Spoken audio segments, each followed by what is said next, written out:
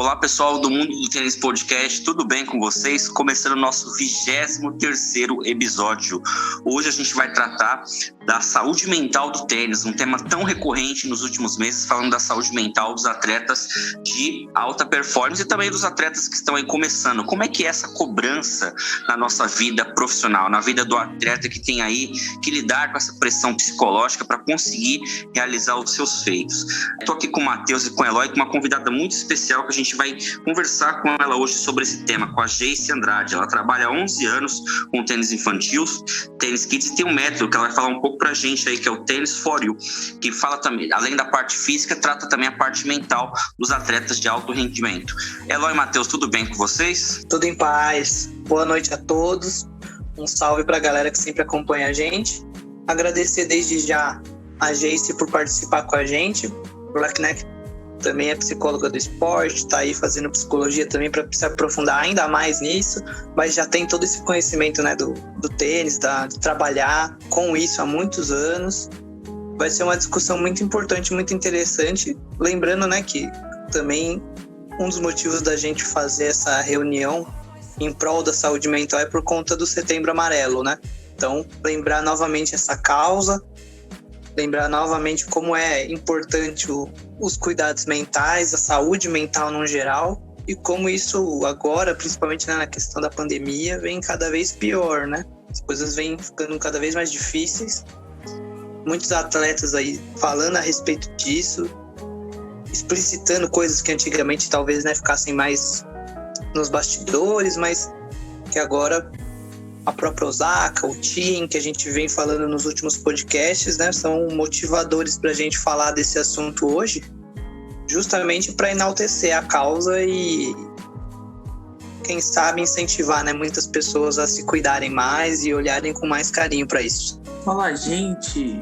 Todo mundo que acompanha o Mundo do Tênis Podcast, grande abraço. Hoje é um podcast, eu acho que um dos que a gente já teve durante esse longo tempo de programa, falando sobre saúde mental com a Jayce, e é sempre importante a gente tocar em assuntos referentes à saúde mental, a casos de depressão, de ansiedade, e a gente vai tentar explicar um pouquinho hoje com a Jayce sobre como isso pesa na construção do atleta desde jovem até mais adulto, e como isso é tão importante, como é tão importante a gente perceber que a saúde mental é uma coisa que deve ser entendida, deve ser estudada, e a gente tem que ter paciência com as pessoas, tem que ter entendimento, tem que ter empatia e principalmente muito amor, porque as pessoas hoje elas precisam ser escutadas, ser amadas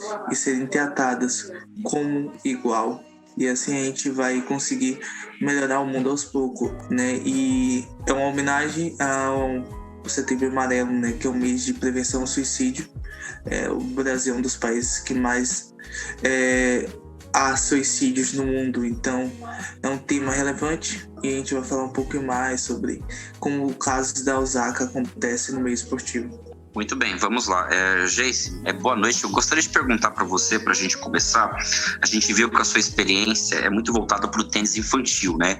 E a gente, como o Eloy e o Matheus falou aí da Osaka, a gente viu que desde o começo da carreira dela, desde pequenininha, e a maioria dos atletas eles são iniciados nesse sonho na busca de serem atletas profissionais, de serem campeões, de serem vencedores na vida. Como lidar desde pequeno com essa pressão que vem dos pais, que depois vem de fora, dos treinadores, e a própria pressão interna que essas crianças que viram adolescentes quando têm potencial para serem o que a Osaka foi. Como lidar com essa pressão que é posta, como a gente está vendo aí, a Osaka, que foi número 1 recentemente, ganhadora de Grand Slam, está sofrendo.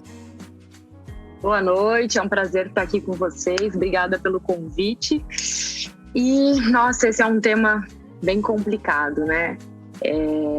Queria só falar um pouquinho sobre isso, que eu vejo muito é que quando a criança inicia para jogar tênis, normalmente o pai já joga, o avô, alguém da família joga, né? E aí o que tem? Muita expectativa em cima daquela criança. E é uma coisa que eu sempre falo para os pais: a criança, ela não é uma extensão de vocês. ela tem as suas próprias escolhas. Eu acho muito legal vocês incentivarem. Incentivar o esporte é muito legal. Mas assim, não tem que ter essa pressão desde, 4, 5 anos para que a criança seja o número 1, entendeu? E aí eu sempre falo para os pais, calma, vamos trabalhar, vamos começar, vamos fazer a criança gostar desse esporte, nossas aulas sempre motivantes para a criança ficar mesmo no esporte, para ela criar esse gosto e depois, né, continuar praticando o esporte por escolha dela, não por escolha dos pais ou por alguém. Então, isso é uma questão que sempre vem muito à tona e eu sempre busco falar isso para os pais, porque eu acho que esse início é muito importante e a gente só tem um atleta de alto rendimento se ele, né, na base, teve um porquê ficar naquele esporte, se ele se motivou o suficiente para se manter. Porque se ali naquele começo ele tem algum tipo de trauma, ele não vai chegar ao alto rendimento. Então, essa parte é uma parte que eu sempre falo muito para os pais. Calma, vamos esperar um pouquinho, vamos trabalhar com uma base legal para que a criança chegue a fazer a sua escolha mais tarde. E essa questão da pandemia, a gente estava conversando, né, sobre o treinamento aí das crianças. Como que foi, né, para vocês e até se você também acompanha alguns atletas profissionais em relação a esse período da pandemia e da quarentena, que a gente tem vários estudos, né, hoje em dia, já comprovando, tanto aqui no Brasil quanto fora do país, que dobraram os números, tanto de depressão quanto dos outros transtornos de ansiedade.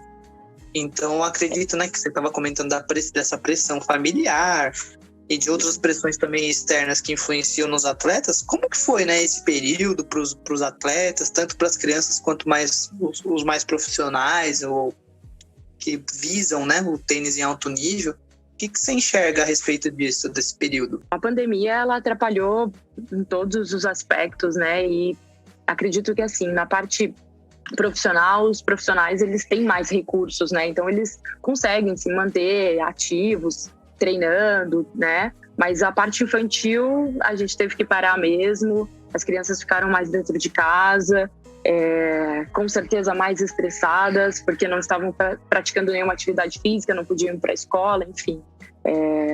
A pandemia, infelizmente, teve aí vários pontos negativos, né?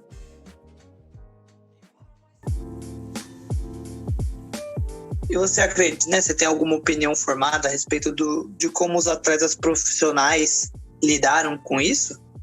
Porque, claro, né, alguns a gente viu que eles deixaram de jogar, por exemplo, o Kyrgios, né, ele é bem crítico em relação a isso. Ele mesmo é um dos atletas que já enalteceu fortemente que sofre de ansiedade, sofre, né, de alguns transtornos de ansiedade, principalmente quando ele está nos momentos mais difíceis.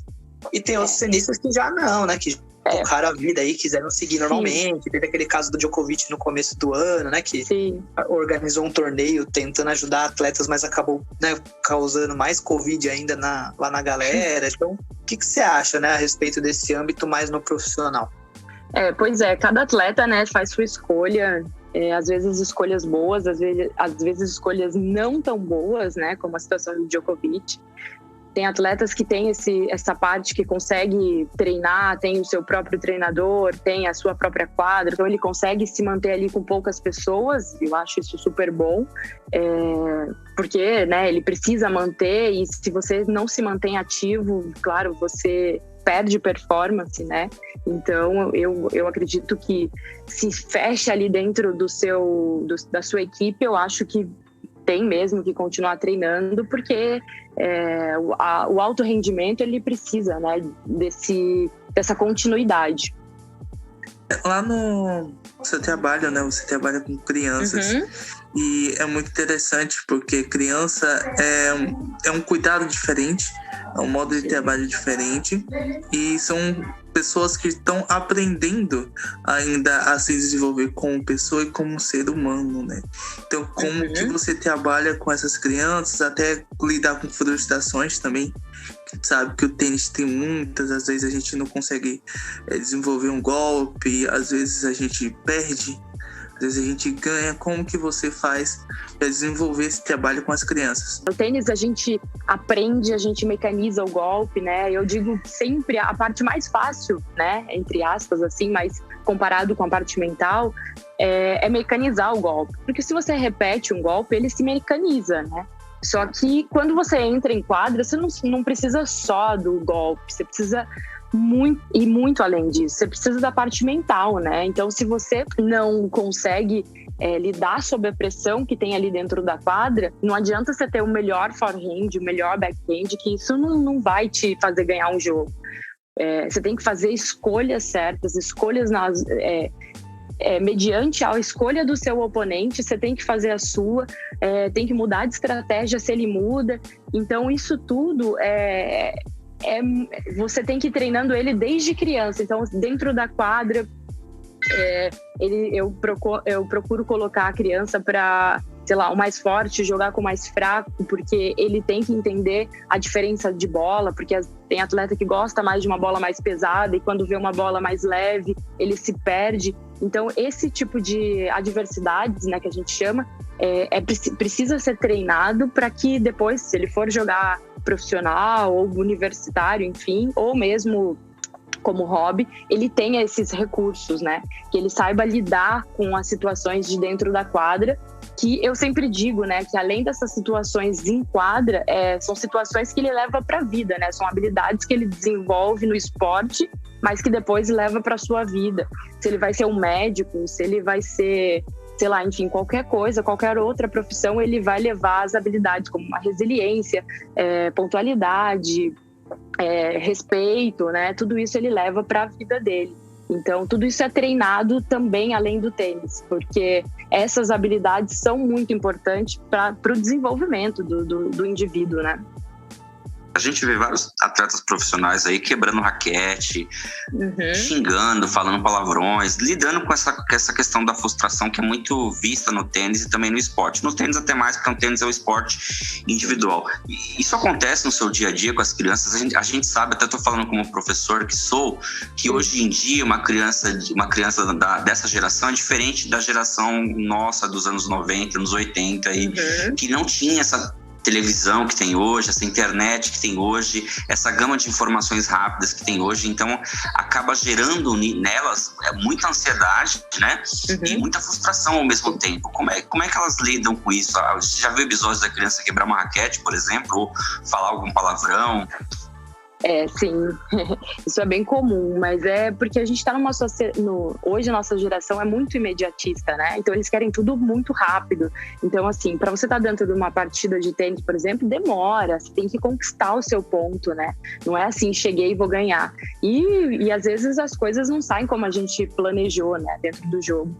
E claro, a criança às vezes não está preparada para isso, ela se perde, quer quebrar raquete, fala palavrão, enfim, faz tudo isso porque ela não sabe lidar com esse processo todo, sabe? Que é jogar tênis. Jogar tênis você constrói um ponto, depois constrói outro, não dá certo, tem que rever a sua estratégia. Então, hoje, com essa geração imediatista, tudo isso eu acho que gera muito mais frustração. Eu acho que eles se frustram muito mais rápido do que antigamente. Né? Isso é verdade, né? Hoje em dia a gente tá com muito problema em relação a isso, né?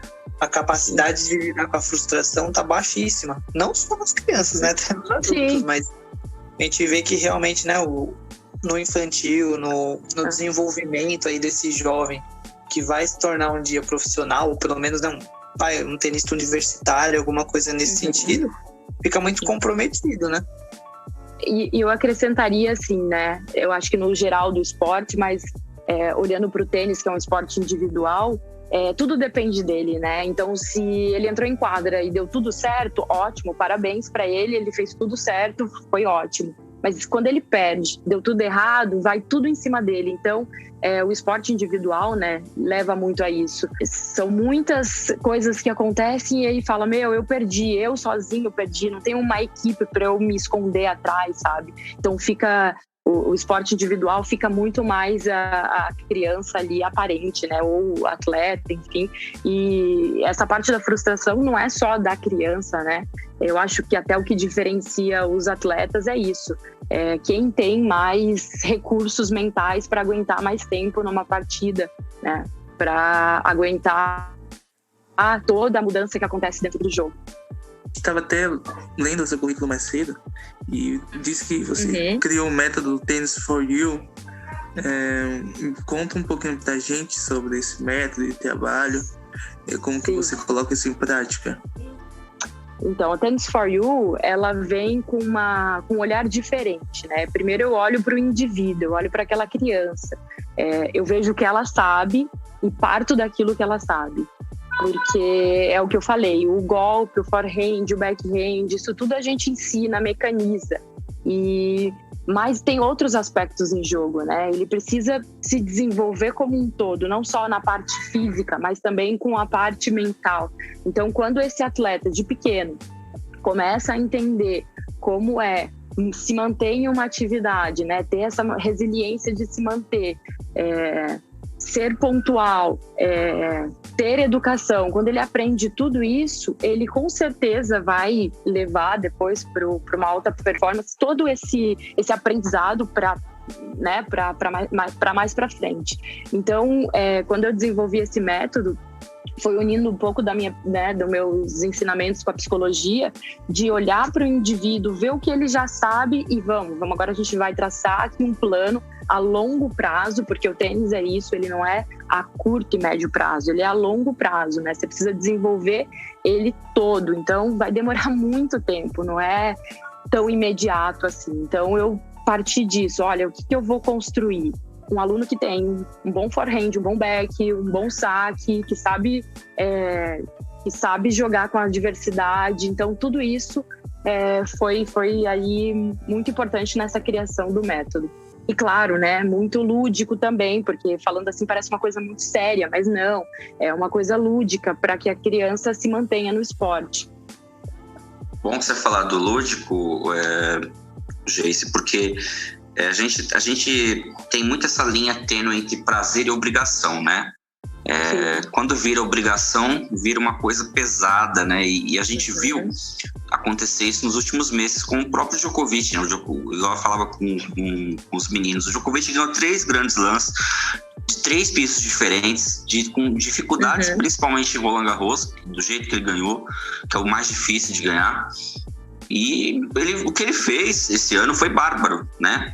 E aí ele perde as Olimpíadas do jeito que ele perdeu e ainda chega na final do US Open fazendo grandes jogos, fazendo os melhores jogos do masculino no torneio.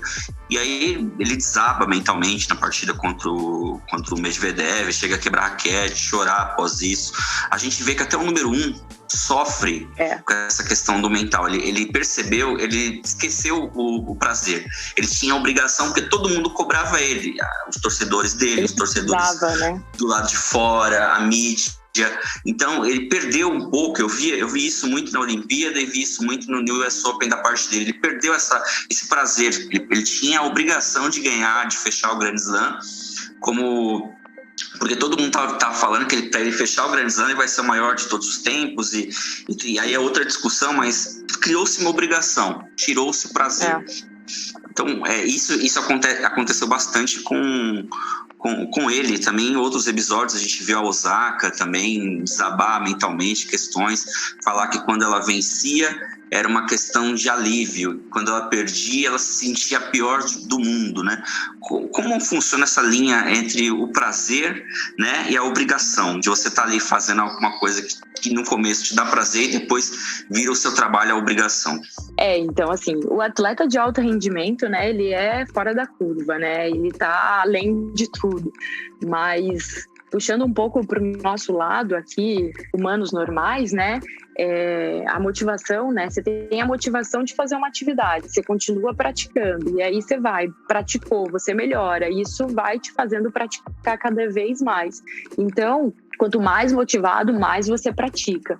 E dentro, né, dessa iniciação, a criança está motivada, ela quer praticar, ela quer se manter no esporte, e aí de repente pensa, De repente ela melhora tanto e pum, estoura. E aí ela faz ali um torneio que todo mundo começa a olhar para ela. Ninguém olhava para ela. Só que ela passa a ser olhada e ela não tá muitas vezes ela não tá preparada para tudo aquilo, sabe? Para mídia vindo, nossa, você é o nosso novo Guga, nossa, aí autógrafo, muita mídia em cima, sabe? Muita cobrança, muita coisa. E aí esse atleta, poxa, eu não tô nem preparada para isso. Ali eu tinha poucas pessoas que me viam jogando. Hoje tenho muita gente aqui vibrando com cartaz, querendo se parecer comigo. O que é isso? Então, às vezes, eles não estão preparados psicologicamente, né, para tudo isso. E aí a gente começa a escutar que o atleta está em depressão, o nível de ansiedade está lá em cima. Por quê? Porque ele não estava preparado, né, para tudo isso.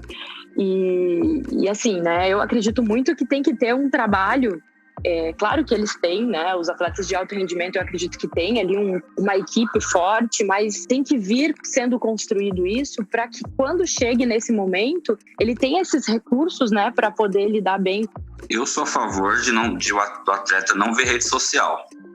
Não sei se você concorda, para mim ele tem que se blindar disso.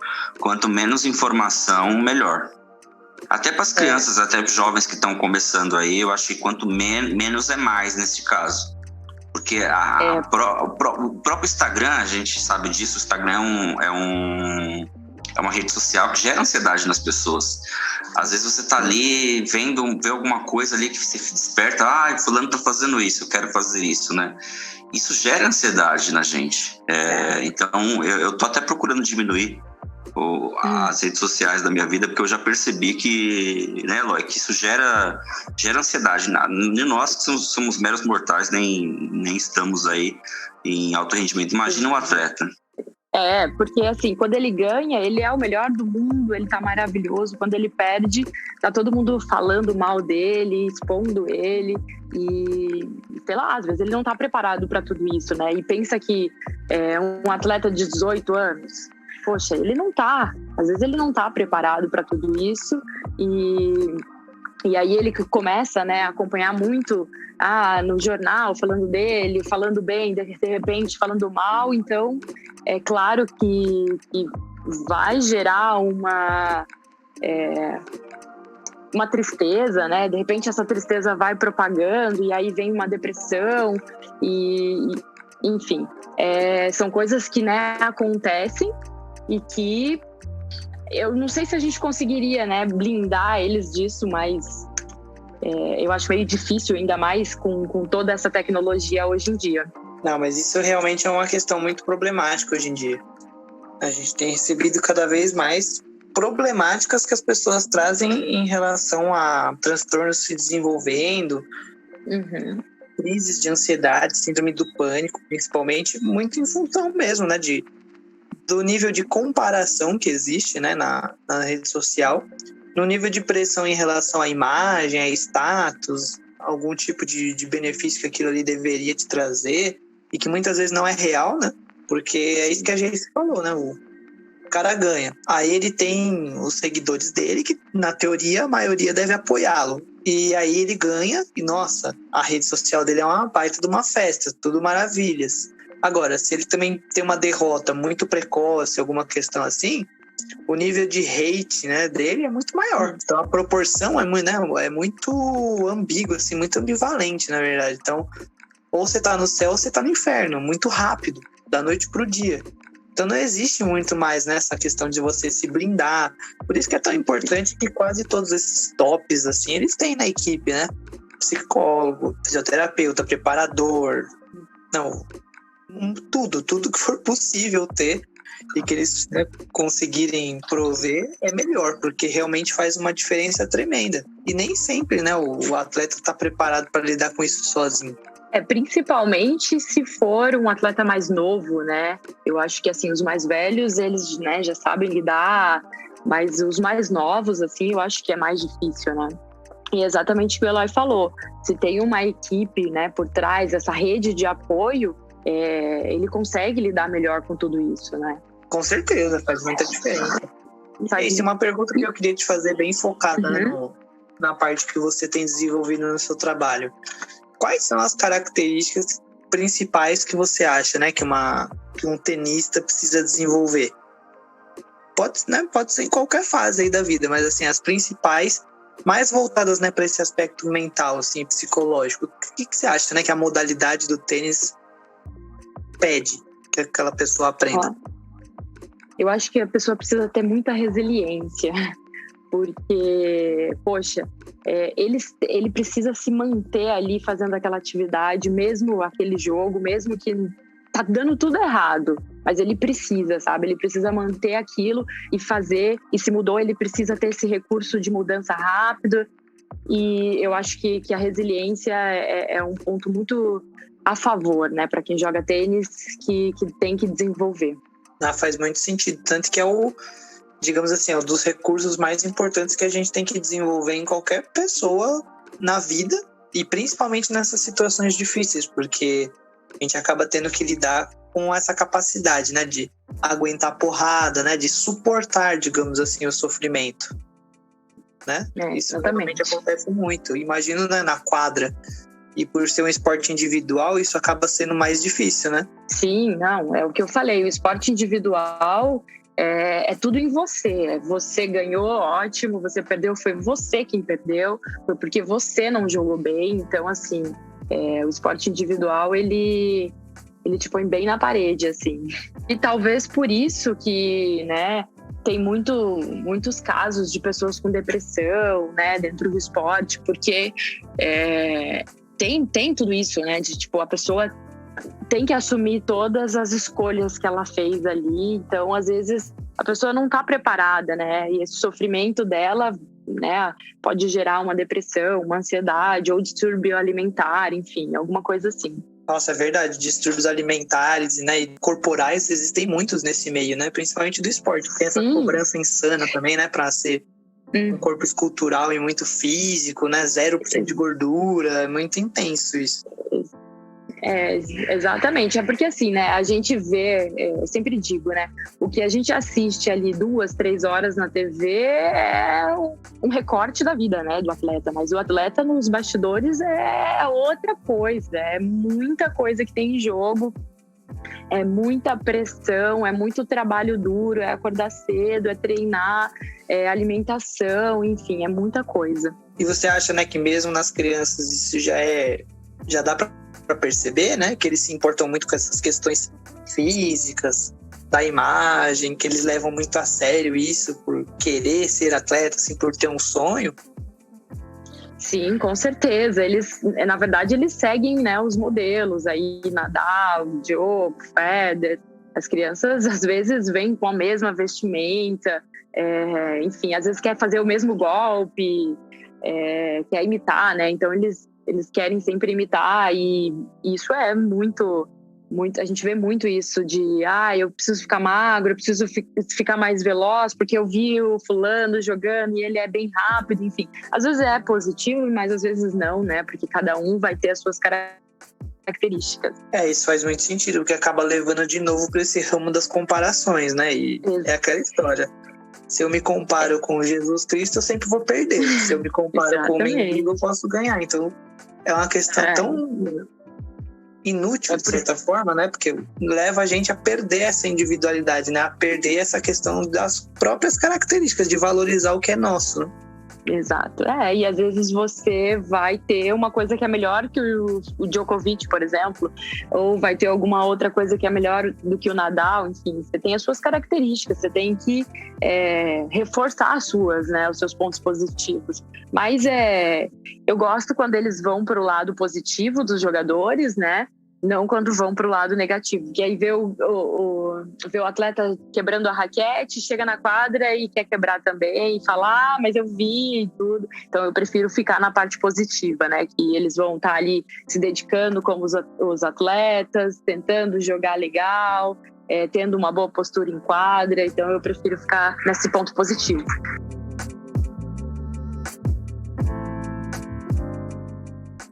Uma das coisas que o esporte mudou em minha vida, né, falando justamente uma coisa pessoal, né, eu cerca de 12, 13 anos de idade, era uma pessoa que era muito tímida.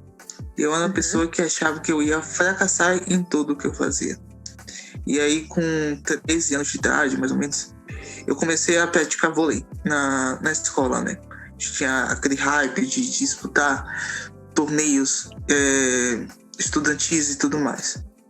E aí, quando eu entrei no vôlei, aquela pessoa que era tímida, que não falava com ninguém, que achava que não conseguia fazer nada certo, que tinha medo até de olhar para a sombra, aquela pessoa mudou.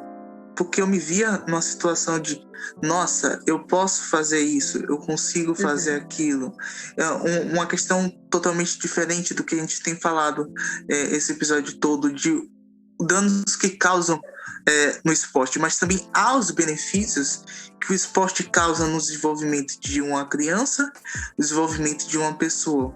O esporte ela pode levar a criança a socializar e a também entender que ela tem fracassos, mas ela também vai ter acertos. E passar essa valorização dos seus acertos para o jovem é muito importante, mas passar isso para um adulto que já tem sua mente formada, que já tem dores, sofrimentos e já tem vivências durante sua vida, é um pouco mais complicado, né? Como que você vê essa questão de começar a aceitar mais ainda os acertos do que fazer tempestade com seus erros? Como que você vê isso, Geice?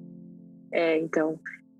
a criança está em desenvolvimento, né? Então, a criança em desenvolvimento, ela tem comportamentos que foram aprendidos, né? Então, você consegue o que foi aprendido desaprender e aprender novos comportamentos. Então, a criança nessa fase de formação, né, de desenvolvimento, isso é possível. Agora, o adulto já está formado, já tem as suas crenças, já tem seus comportamentos, é mais difícil, né? É mais difícil mudar. Mas você falou ali do benefício, né, que tem o esporte. O esporte, ele traz inúmeros benefícios, isso é incontestável, né?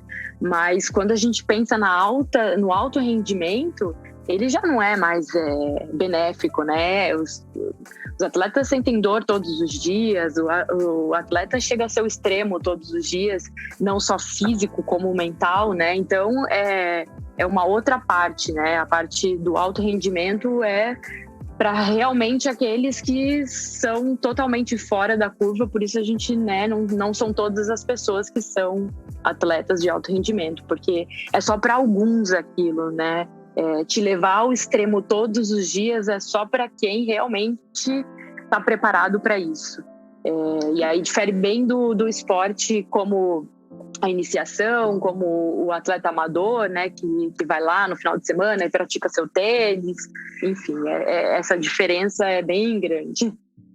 E, Geice, o Matheus, no seu relato, ele fala que o esporte ajudou muito, no caso o vôlei, a ele se socializar, ele ter outras relações interpessoais na vida dele. Como lidar com os pais no seu trabalho que acham que estão com uma mina de ouro ali, que é o filho, não veem o filho assim como que o filho está indo lá para o prazer, para ajudar na vida social dele, e pensa como um filho, que o filho seja esportista, e você acaba vendo que não vai ser, não vai seguir esse caminho. Como lidar assim, com a frustração e essa ansiedade que os pais colocam também, principalmente os pais do tenista, porque o Meligeni sempre bate nessa tecla que o principal vilão, assim, entre aspas, na maioria das vezes, acaba sendo os pais do que os jogadores. Muitas vezes os pais estragam, né? Muitas vezes a criança, até o atleta, né? Ele até leva jeito, ele até pode ser, né? Porque a gente nunca diz que aquela criança, que aquele adolescente vai ser um jogador, a gente não tem como, né, saber, mas às vezes os pais estragam, né? Porque é tanta expectativa, é tanta coisa que de repente a criança fala, poxa, eu não quero isso que meus pais estão querendo pra mim, sabe? Porque é muita pressão, e aí acho que ele deve pensar, se eu não for bem como ele quer, eu vou frustrar ele, então eu prefiro já agora sair desse esporte, porque eu não vou mais pra frente deixar meu pai chateado, enfim, porque existe muito isso, e o pai projeta muita coisa, né, no filho. Ele vai ser um tenista profissional, não, a gente não sabe se ele vai, né? Tem outros aspectos aí a longo prazo que contam se vai ser ou não. E acho que até, né, dá pra gente fazer um gancho aí, que é essa mesma projeção, né, de extrema expectativa, extrema cobrança, extrema demanda em cima do atleta, seja ele qualquer idade que for. Acho que é justamente o que acaba influenciando nos atletas que desenvolvem, né, alguns transtornos e algumas problemáticas mais sérias, não é?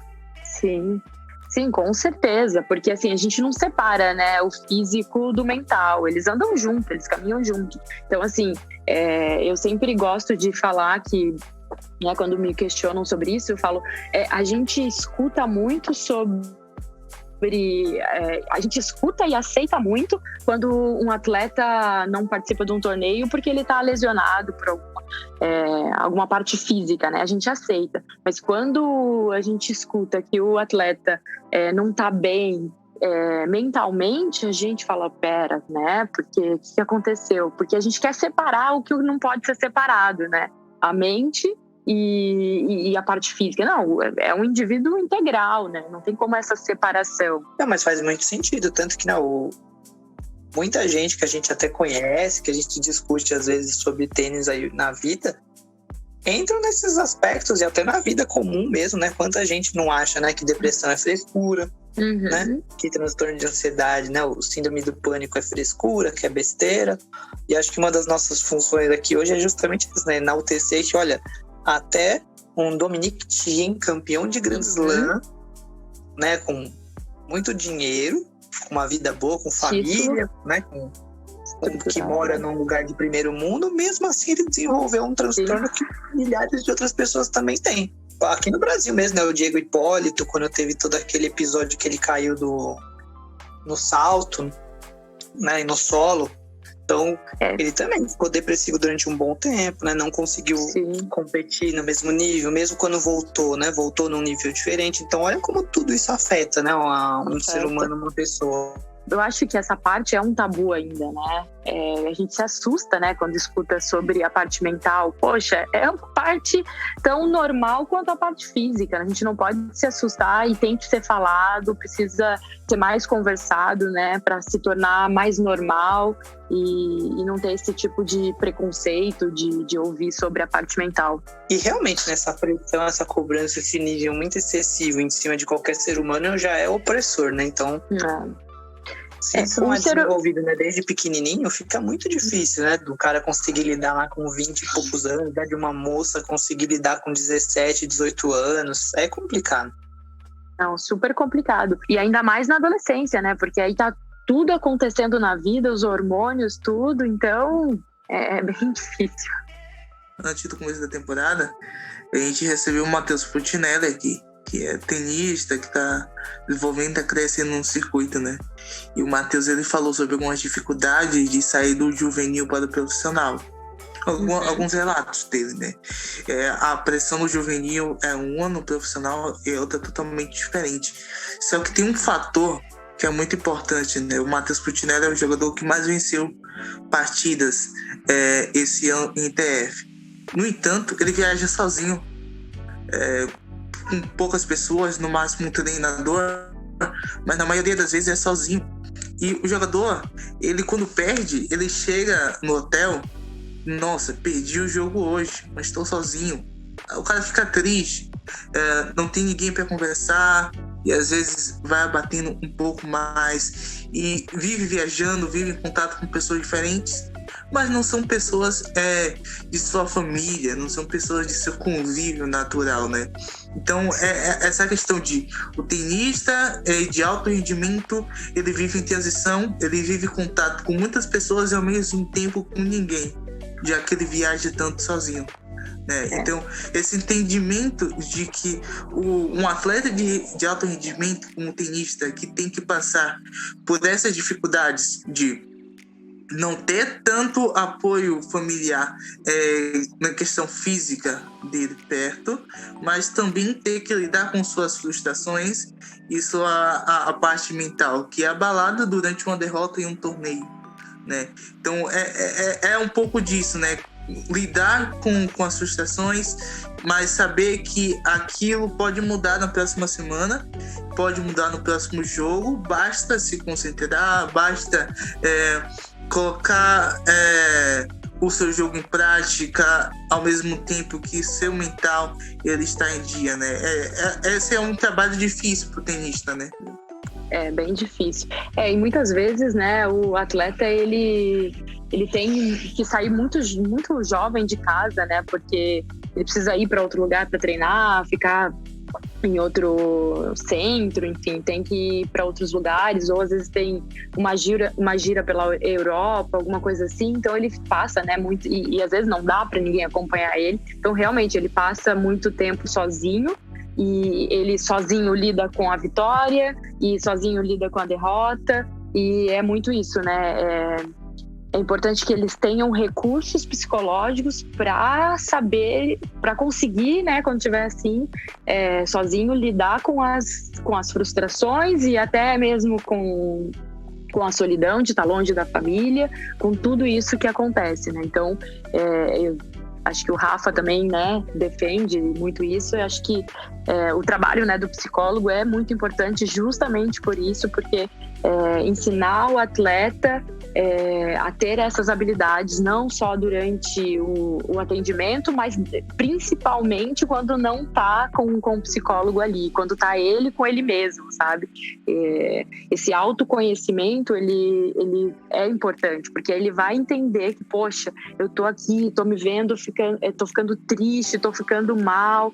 Esses recursos, né, são importantes, porque a gente sabe, né, e não dá para ter uma equipe sempre para um juvenil, de repente uma equipe toda acompanhando ele, isso é inviável, ele vai às vezes estar só com uma pessoa, ou às vezes vai estar sozinho. Eu tenho alguns amigos aqui conhecidos que, poxa, mal viam os pais, assim, viajavam o tempo todo e na maioria das vezes dormia na casa de um amigo, ia para casa de outro, porque esse começo não é tão fácil, né? A gente pega ali um atleta profissional e ele tem toda uma equipe que está acompanhando ele, e tudo, mas um juvenil, uma pessoa que está começando assim, ela não dispõe de tudo isso. É verdade. Gente, eu não sei se você... Pode falar, Eloy. Só complementando que assim, né, a gente conversou sobre algumas das características principais de desenvolver e detectar, né, no desenvolvimento de um atleta desde o infantil até o adulto.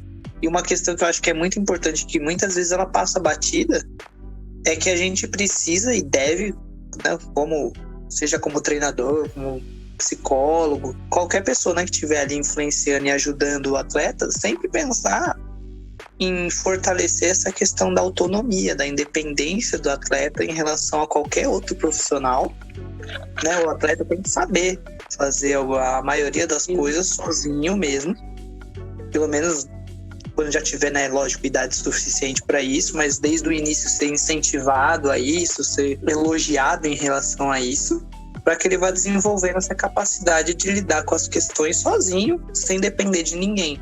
Mas o mais importante, pelo menos na minha opinião, é desenvolver uma questão que a gente vê pouco hoje em dia, principalmente mesmo nos atletas de alto nível, que ainda dependem, né, em certos momentos, ou que recebem muita informação, muito estímulo de fora, que é a questão da autoobservação, entende? Da percepção de si mesmo, de saber pensar. Né? A grande maioria não sabe fazer isso. Pode ser só minha opinião, quem não concordar tudo bem, mas assim, tive um Kyrgios, né? Um Monfils, alguns tenistas que fisicamente, né, são muito talentosos, monstros, tecnicamente. Você vê nitidamente que ele não consegue se perceber no jogo e fazer, né, mudanças durante aquele momento rápidas o suficiente para administrar ou reverter alguma situação. E você vai ver, né, um Nadal da vida, por exemplo, ele é o inverso disso, né?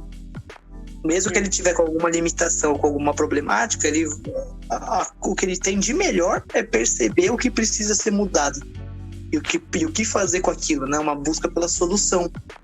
E muitas vezes a gente foca no problema, né? E não na solução. E muitas vezes o alimento desse problema na mente, você ficar, né, muitas vezes remoendo, se culpando, né, ou sentindo raiva da frustração em relação a isso, leva os atletas a ficarem tão mal. Justamente, o tênis é isso. Eu digo que o tênis é um esporte de inteligência, sabe? Porque se você tá ali, entrou com uma estratégia e teve uma mudança do seu oponente e você se mantém, então, peraí, né? Você tem que trocar, mudar.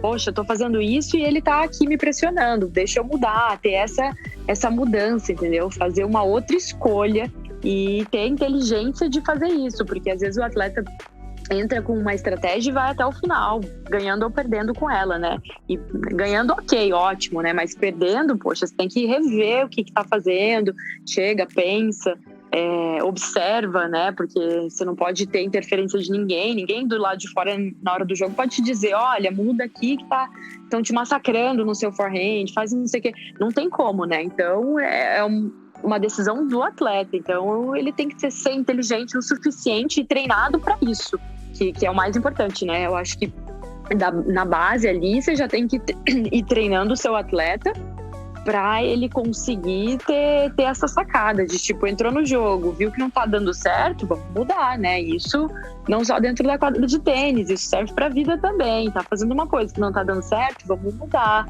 Eu acho que é muito isso.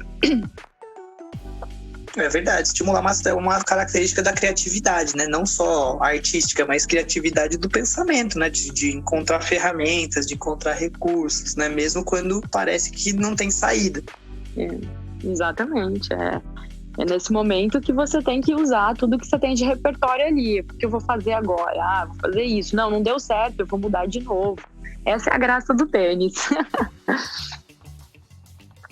Nesse mês de setembro agora, foi dia 7, a Netflix lançou um documentário do Marge Fish, né, do Federer vs Fish.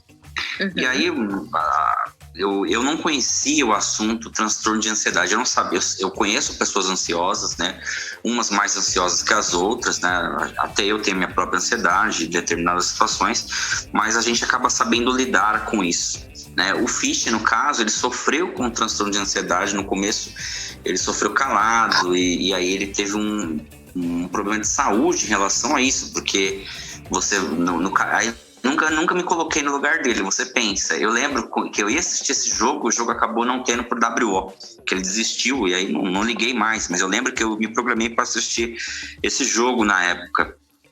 Esse transtorno de ansiedade, que no caso dele, ele teve uma parada, não uma parada cardíaca, um ataque cardíaco, o coração dele acelerou mais do que o normal, porque ele ia jogar para uma quadra de 20 mil pessoas, ele estava no auge da carreira dele, 2011, 2012, estava entre os 10 do mundo, e aí, ali, quando ele subiu quando ele cavalgou para subir na montanha, porque ele trabalhou bastante a questão física, o mental dele desabou, ele não conseguiu realizar o jogo e acabou desistindo por WO.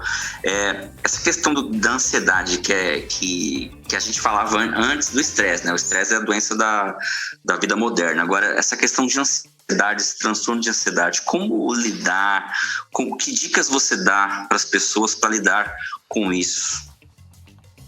É complicado, né? Mas assim, eu tava assistindo hoje esse documentário, assisti só metade, não consegui assistir o resto, mas quero terminar porque me parece ser bem legal, foi bem indicado, eu quero assistir.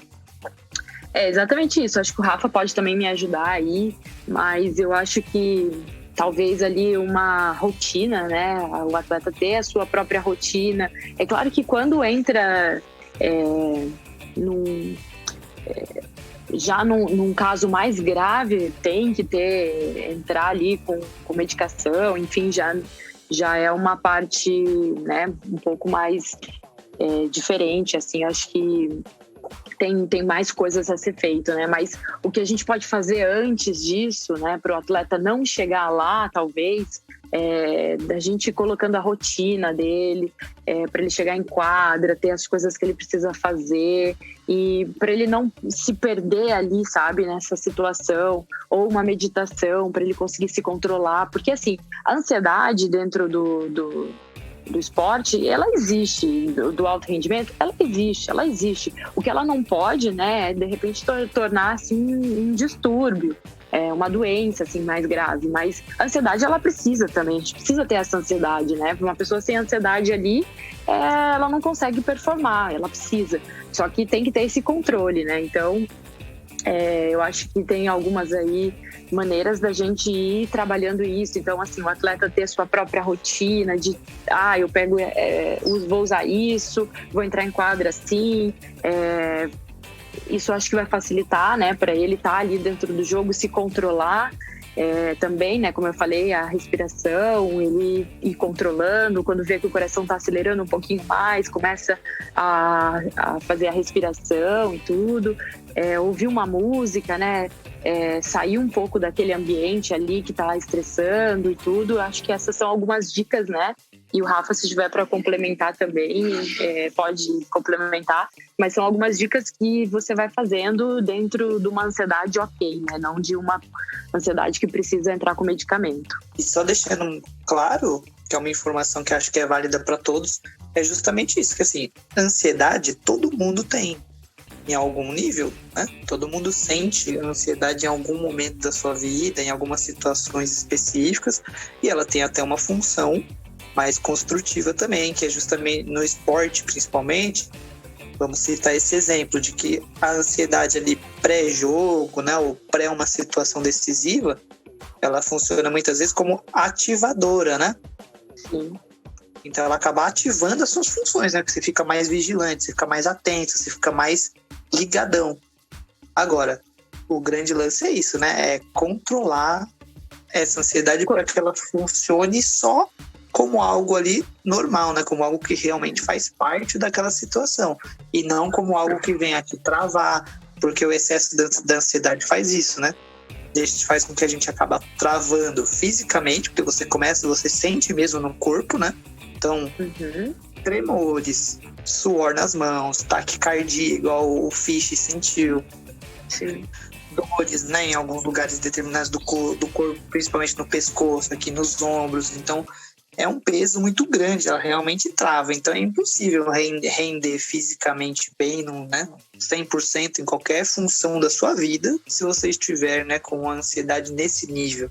Quando chega nesse nível, claro, te recomenda fortemente que você procure ajuda psicológica, pratique um esporte, principalmente, que ajuda muito, né?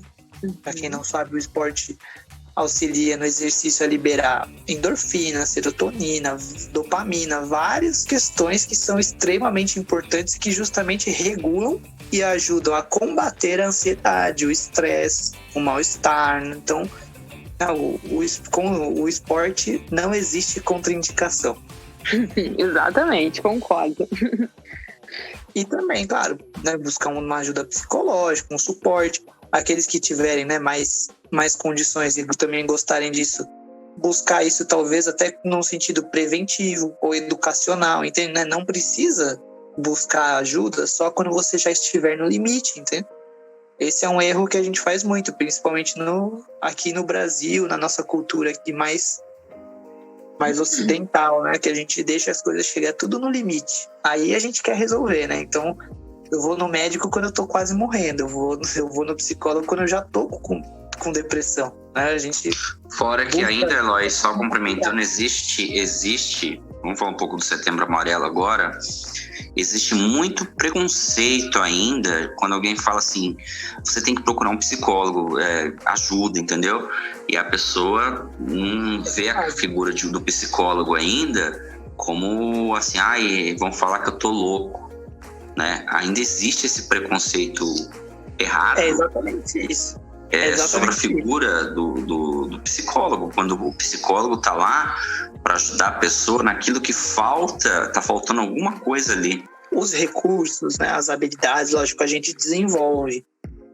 Mas mesmo que a gente desenvolva a partir, né, de algum treinamento, de uma terapia, de algum evento, de alguma situação na sua vida que acaba levando a isso, como por exemplo, o Matheus comentou que no esporte ajudou ele a desenvolver características ali positivas de socialização, né, de habilidade de lidar com questões de autoestima. Então, não foi necessariamente uma terapia, ele foi através do esporte, de uma prática externa, conseguiu desenvolver essas questões. Mas a gente só desenvolve aquilo que a gente já tem. Então, é importante lembrar as pessoas que elas já têm, elas já são capazes, entende?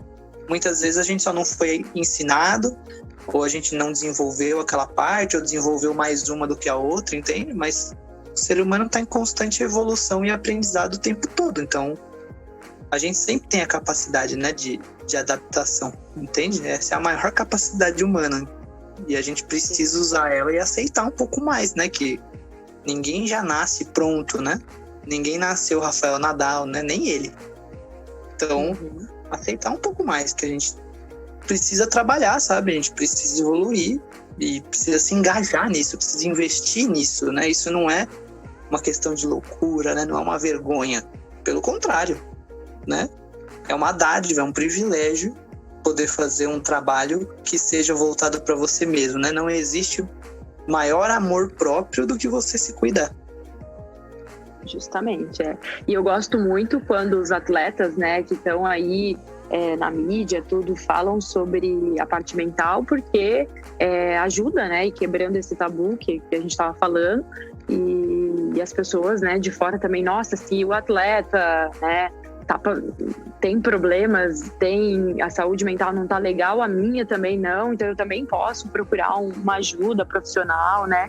E eu não sou louco, então eu acho isso muito bom. Eu acho que tem que ser falado bastante sobre isso para que as pessoas procurem, né? Não só dentro do esporte, mas também na vida, né? Pra gente se tornar cada vez melhor, né? Como pessoa, como ser humano. Essa semana, o Marcelo Zorman, ele voltou a pontuar na ATP.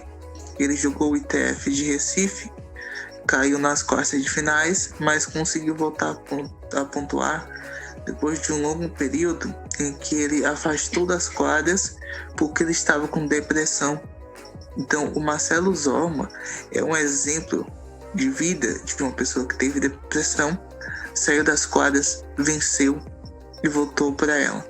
Você pode vencer, você pode se tratar, você pode buscar soluções, e você é um ser humano que tem dificuldades, que tem dores, que tem problemas, mas que é um ser humano que pode evoluir, um ser humano que pode passar por dificuldades, um ser humano que pode ser melhor do que foi ontem, né? E o Marcelo conseguiu vencer a depressão, e tantos jovens atletas de alto rendimento que sofrem com isso, né? A Emma Raducanu, que foi campeã do US Open, no Wimbledon, ela teve ataque de ansiedade durante o jogo. Então, você vê como um atleta jovem, ela já se via uma responsabilidade maior do que o corpo dela e que a mente dela aguentava.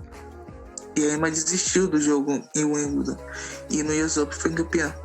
É um assunto que precisa ser tratado, mas que a gente precisa saber que a gente pode vencer a depressão, que o atleta pode vencer a depressão, e que isso nunca vai ser mais do que ele, e que ele pode procurar ajuda sim. Exatamente, maravilhoso isso, Matheus. Só lembrando, né, muitos atletas gigantescos que tiveram momentos de depressão e depois voltaram e ainda foram multicampeões. O Michael Phelps, pouca gente fala, né, mas teve um período extremamente depressivo ali, muito triste da vida dele, que ele pensou, né, em se matar, em desistir. Pelo contrário, né, ele conseguiu se tratar, buscou ajuda, ele sempre fala, né, da parte psicológica depois disso. Foi lá e foi, né, eu acho que é a melhor Olimpíada dele, que ele ganhou um monte de ouro consecutivo. O Giba, né, ele é um ponteiro da seleção de vôlei, teve um momento depressivo, também pensou até em parar a carreira, não. Se tratou, se cuidou, fez terapia, voltou, disputou todos os títulos ali de altíssimo nível, tudo de novo, ganhou alguns. Então, sabe, lembrar, né, as pessoas que muitas dessas questões, elas são momentâneas, elas são cíclicas, são fases que a gente enfrenta na vida, que elas podem sim, né, ser combatidas, mas a gente realmente precisa, né, de ajuda. Ninguém dá conta de tudo sozinho.